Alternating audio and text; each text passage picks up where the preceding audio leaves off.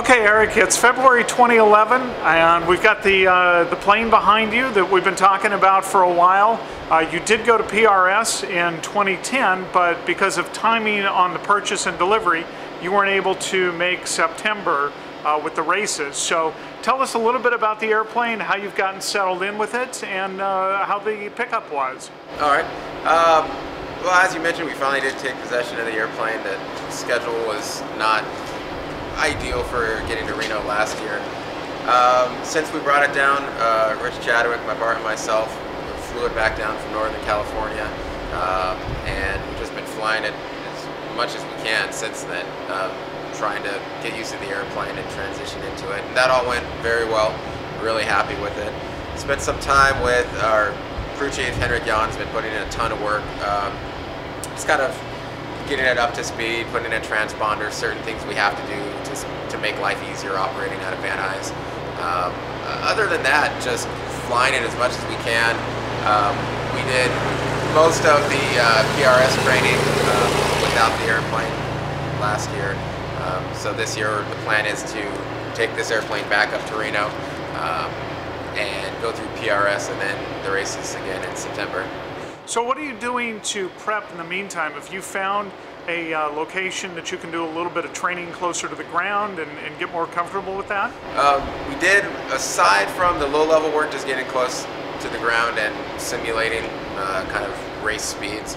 The other big thing we've been trying to do is as much formation practices as we can.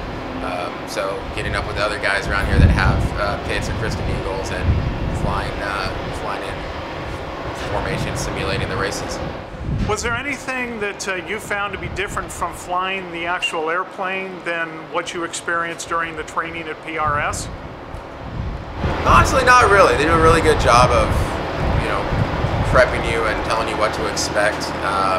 Little nuances from airplane to airplane are always going to be different, but aside from that, no, it's about what we expected.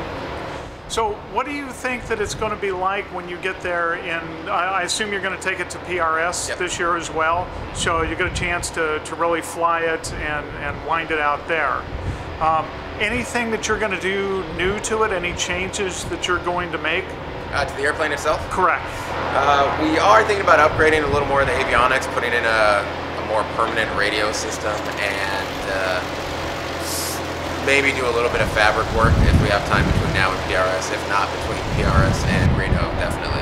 So when was the last time this raced?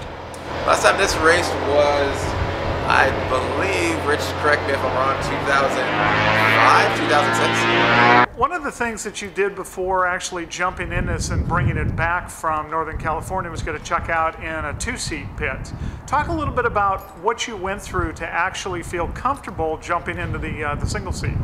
The single seat Pitts is a lot more squirrely than the two seat. It's definitely more of a handful.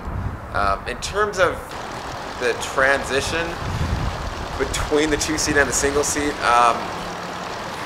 honestly, you really just kind of have to get in it and figure it out. The race prop messes with the center of gravity, moves it back a little bit, so that made it react a lot differently than the kind of the stock S2V that I did the Pitts training in. So it feels a little bit different, and it's a lot more squirrely and busy on the ground. But once you get used to it and do a few landings, and it feels about the same. So for your first year between the new airplane and the engine and the pilot, where do you think that you're going to place in the area? Yeah, we haven't really thought about that much. It's first year, just kind of going around the pylons, trying to be safe and have a good time and learn as much as possible. And wherever we end up, we end up.